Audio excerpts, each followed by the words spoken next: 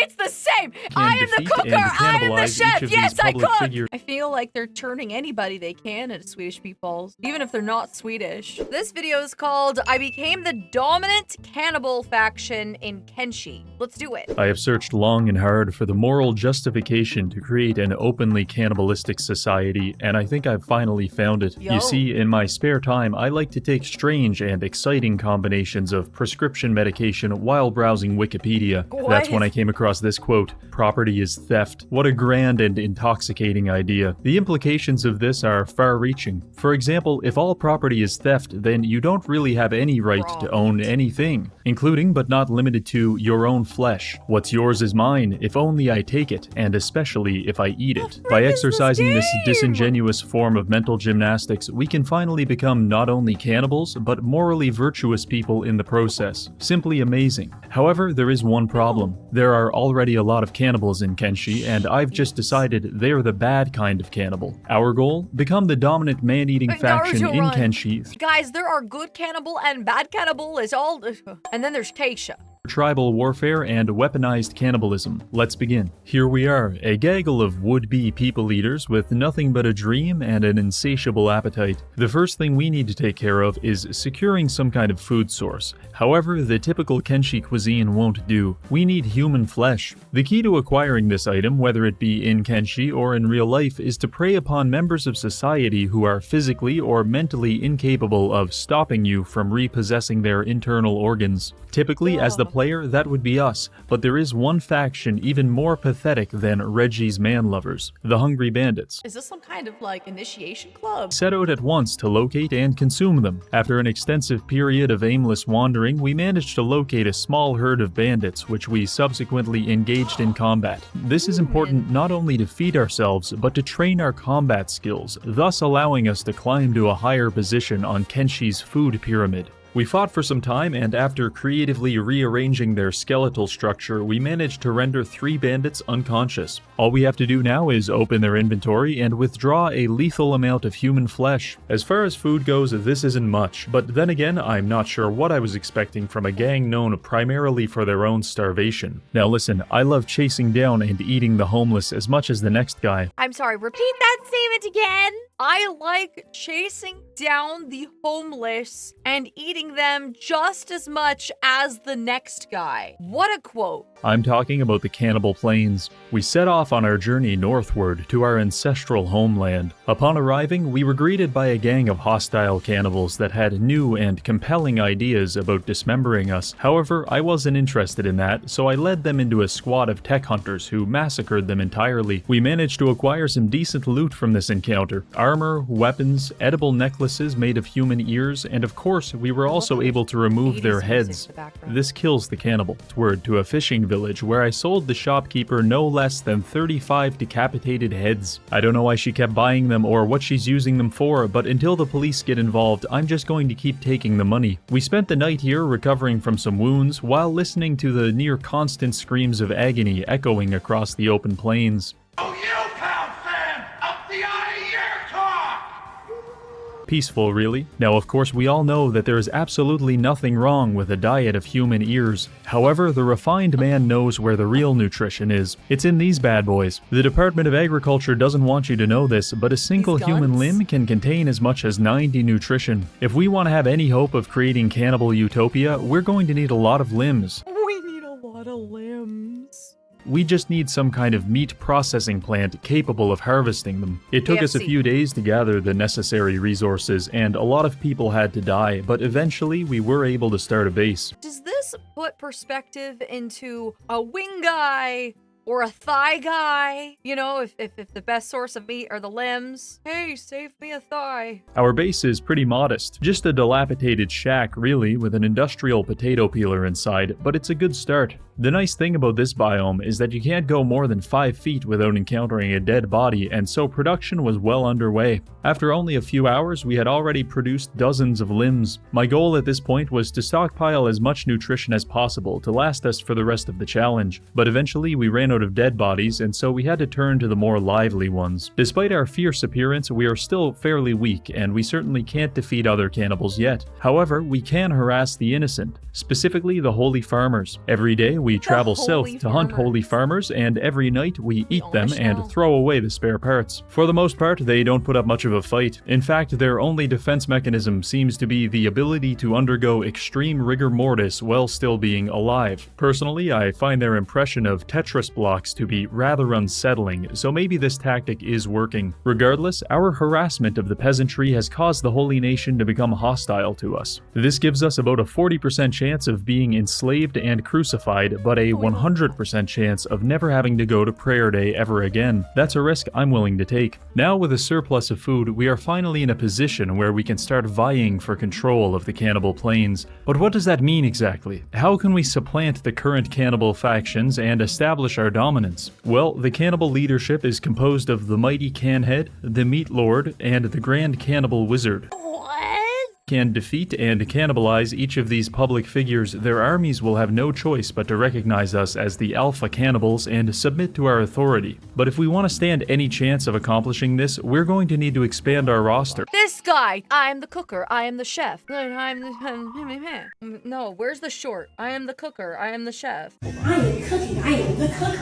I am the chef, I cook, I am the cooker, I cook, yes. Yes, I am the chef. The fuck? I am cooking. It's the same! It's the same! I am the cooker! I am the chef! Yes, I cook! To do this, we will need to kidnap other cannibals and take them to our patented re-education camp, whereby they will either be recruited or processed into Swedish meatballs. Normally, we'd have to be very proactive and actually go out looking for our targets. I don't think they're actually finding Swedes to make those meatballs either. I feel like they're turning anybody they can into Swedish meatballs, even if they're not Swedish. Man, imagine you're Irish and somebody turns you into Swedish meatballs. Is that offensive? The doctor is looking at me with the most horrified expression. If you're Irish and they use your fat in cooking, does that make you Irish butter? This is Kerrygold butter. Extremely territorial, and they've been sending weekly raids to our base for about a month now. Up until this point, we've been using the tried and true method of hiding in nearby foliage whenever we would get raided, and it's kind of amusing watching 50 cannibals slam themselves into the side of a building like it's some kind of clown car, but finally, it's time to fight back. We erected some basic walls around the base and utilized the classic water maze strategy. All approaching enemies will have to swim through several Olympic-sized swimming pools before they even have the opportunity to attack our gate. Personally, this would be enough to dissuade me. No, because butter has specific connotations for being made using milk fat. So what if it's from a female Irish mammary? Editors, can you like make me look based or something? I don't know, just do like a wee woo shiny edit. I don't know, like can like we pretend that this never happened? This time I feel like that was a little too much. But if we could have some like lasers, maybe a DJ, that'd be great. Do you get dehydrated a lot, need a drink that won't break the bank? Then you should get Gamersupps. They believe in traditional American values, like anime girl guys. It's caffeine-free and caffeinated in 2 kinds of tubs. Gamersupps improved my social life, and now I can stop seeing people in the mirror. Popular flavors include Guacamole Gamer Fart 9000, Sweet 6-Pack, Blowhole Blast, and Sploosh.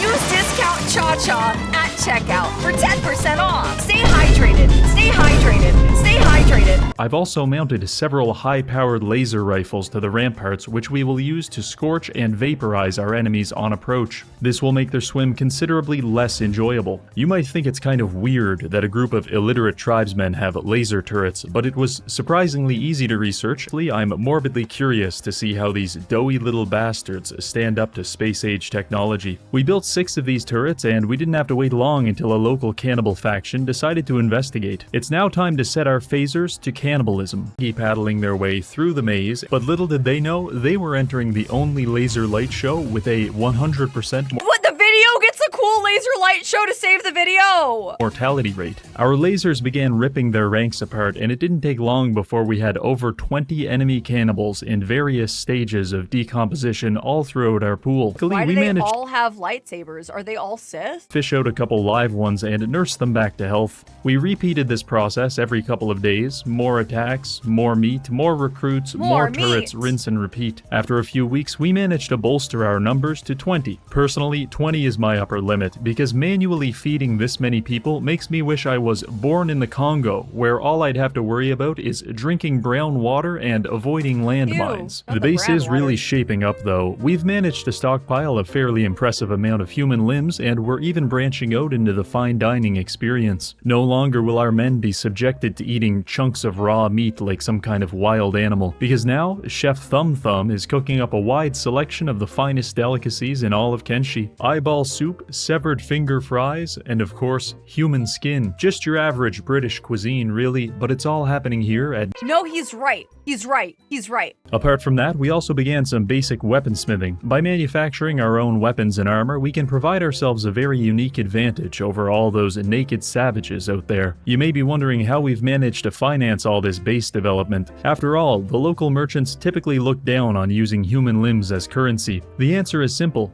cocaine. Inspired by the Real Meat Cove, I've decided to start up our own cocaine empire and sell our goods to the local factions. Sales have been great, all thanks to our foolproof business model. It's very simple actually. We just approach a group of farmers and present them the following option: become a cocaine addict or be cannibalized right now. Seemingly not satisfied with being a mere cocaine dealer, I also found out about the inbred half-brother of the peeler machine, the juicer. You put one body in here and it quickly processes it into a highly expensive blood rum, which we have also been selling to the locals. The nice thing about this is that the juicer works even if the body doesn't have limbs, so by first de-limbing our enemies on the peeler, we can then transport them to the juicer to ensure no— Isn't that anti-Semitic? We are really aiming to recycle every part of the human body here. Just another one of my eco-warrior playthroughs, I guess. We've been using all this money to prepare, but for what? Up until now, we've only been receiving small to medium-sized raids, but it's just a matter of time until the mighty Canhead decides to launch an assault on our base, and he's known to have a posse of no less than 50 professional ball washers. We continued to terrorize our neighbors and train our soldiers until one day, it finally happened. The mighty Canhead is en route. We manned the battle stations and set up a small garrison of guards just in case our enemy broke through the gate. Our combat stats were pretty impressive by this point, but I don't care how strong you are, fighting 50 crack fiends is always going to be a tall order.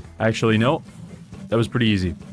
I'm starting to worry these high-powered photon rifles might be a little unbalanced. Either way, the mighty Canhead was shot no less than 6 times, and he's currently reconsidering his life choices. With that, we have now taken down one of 3 major cannibal kingpins. We have assimilated his strength into our own, and now emboldened by our victory, we can pursue our next target, the Meat Lord. A lot of people would look at the Meat Lord and assume he's some kind of— Why he have tiny head though? He had tiny head. That's baby head Magoo. However, that would be their first and last mistake. The Meat Lord is actually one of the greatest minds in all of Kenshi. Deep within that softball-sized head— Why don't they just call him Arby's for shorts? Because he has the meats. Of his is the intelligence of several IBM supercomputers, calculating and interpreting millions of possible variables and outcomes within a fraction of a second. If we can take him out, the cannibal faction will be intellectually devastated, most likely causing them to devolve into some sort He runs so fast with that big boy. of anarcho-socialism. By this point, our smithing has actually become fairly advanced, and we've manufactured some pretty nice suits of armor. Of course, we're still at a huge numerical disadvantage, but that didn't stop us from carving our way through the cannibal territory northward towards the first village. Here, we found the Meat Lord along with approximately 100 people trying to get my channel demonetized. It's okay, fellas, I don't need any help with that. Additionally, it seems like one of my mods has transformed the Meat Lord into some sort of 17th century sex gimp.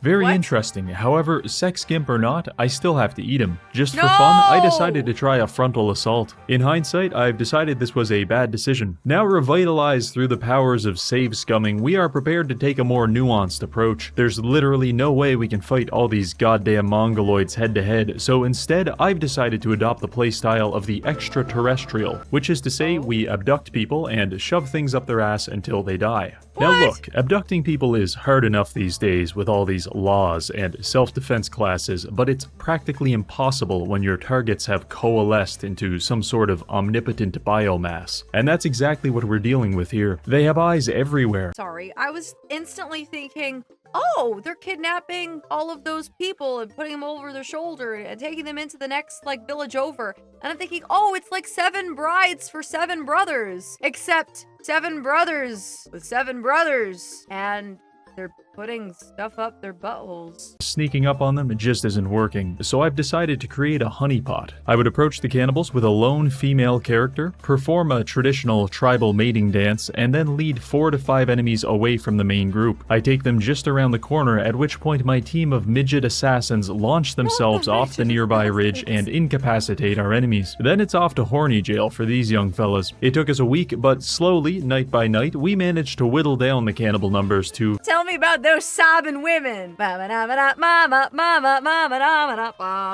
Point we assaulted the meat lord. In response, he decided to put us through the most rigorous cock and ball torture that I have ever personally experienced, witnessed, or even heard about. But eventually, he got tired of caving our skulls in and collapsed out of exhaustion. Historians would soon classify this as a Pyrrhic victory, but a victory nonetheless. We now have only one target remaining, the Grand Cannibal Wizard. Normally, he might not be much tougher than the meat lord. However, I installed a mod which gives him a magical wizard staff that literally peels the skin off of his enemies. Why did I do this?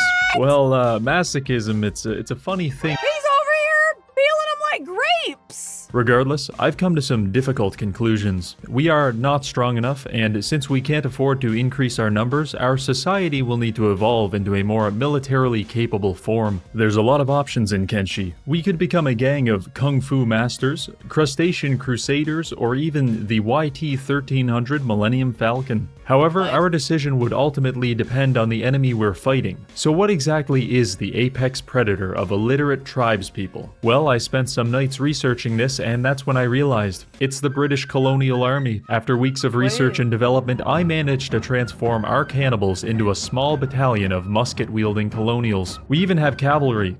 Sort of. Historically, there are plenty of accounts of a small number of British colonizers defeating thousands of tribal warriors in combat. I'm hoping we can replicate that success in our war against the cannibals. Don't worry though, we're still cannibals, just fancy cannibals with guns and powdered wigs. Sweeney freaking Todd. It makes sense. I'm not surprised anymore. There's, however, one issue. The British Army was known for many things, but they weren't known for their use of quadruple amputees. And we've got a lot of them laying around. They can't fight, and I didn't really want to feed them anymore, so I just kind of dropped them in the ocean. After recruiting a few more cannibals, we're back at full fighting power. Now you may be wondering just how effective these muskets are. Well, fortunately, we had an opportunity to test them earlier when we were attacked by 4 cannibals. Here's what happened. Crazy. 4 cannibals break into our base. What the devil? As I grab my powdered wig and Kentucky rifle, blow a golf ball-sized hole through the first man. He's dead on the spot. Draw my pistol on the second tribesman, misses him entirely because it's smooth bore and nails the neighbor's bone dog. I have to resort to the cannon mounted at the top of the stairs, loaded with grape shot. Tally-ho, lads! The grape shot shreds 2 men in the blast. The sound and extra shrapnel set off car alarms. Fix bayonet and charge the last terrified rapscallion. He bleeds out waiting for medics to arrive, since triangular bayonet wounds are impossible to stitch up, just as Her Majesty the Queen intended. That is all to say that the weapons are inconsistently incredible, and that's good enough for me. One other important aspect of the British Army during this time was that whenever it would get into a conflict, it could draw manpower from its numerous colonies. We don't have numerous colonies, but we do have a lot of money and cocaine, which we use to bribe the local alcoholics to be our bodyguard for a week. Eventually, we managed to accumulate an army of close to 30 drug-addled mercenaries, which we can lead around with a small packet of cocaine hanging from the end of a stick. Between our newfound manpower and technological advancements, I think we're ready. It's time for war. We prepared some portable cannons, plenty of ammunition, and we set out to engage in some good old European diplomacy with our final target. Arriving outside the gates of the cannibal capital, I had the men set up base camp. This could be a protracted conflict, and in case we become overwhelmed, we can retreat to our defenses to repel the attackers. I arranged our soldiers in a line battle formation just outside the enemy gates, and we started picking off stray cannibals. I'm not going to lie, there's something a little morbid about watching a man be blown apart by 20 muskets at the same time, even if he is your enemy. Eventually, the enemy forces caught on to the fact that they were being colonized, and they began to assault our position in full force. Our mercenaries were key in this moment because they functioned as a meat shield to brace our ranged units against the cannibal onslaught. It was a hard-fought battle with a tasteful amount of friendly fire, but eventually we... Is he saying tasteful because they're cannibals and they're just gonna eat them later? Shot, stabbed, and ate our way into the cannibal city. There he was, the grand cannibal wizard in all his glory. God, he's even wearing a cuirass. If we can take him down, the day is won. At this point, I've lost all functional control over my gang of cocaine soldiers, and they're just kind of marauding through the enemy base for the most part. It's up to us now. I assembled a formation of muskets, and we focused fire on the Grand Wizard. I decided it would be sensible to encircle the Grand Wizard. This would prevent him from engaging all of us in melee combat at once. This worked, however, it also caused a hilarious amount of friendly fire, which made for some very inappropriate letters of death. Regardless, we started colonizing the Grand Wizard really hard, and after about 37 volleys of musket fire, he was paralyzed from the waist down. He did initiate some kind of breakdancing routine as a last-ditch effort. However, this did not stop us from rifle-butting him to death. Some of our soldiers lost their lives to the wizard's long-distance peeling, but that's a small price to pay for absolute cannibal dominance. Fighting persisted throughout the day, but eventually we managed to quell all rebellions. Now in control of the cannibal capital and without any enemy leaders remaining, we are the dominant cannibal faction in Kenshi, and our challenge is complete. We have created a thriving cannibal empire, and we are now poised to abolish all property rights and to destroy the capitalist pig dogs. Why? Because we are morally virtuous people, obviously. I want to thank this month's patrons for funding these videos, and finally, thank you for watching. Wow. You are what you eat.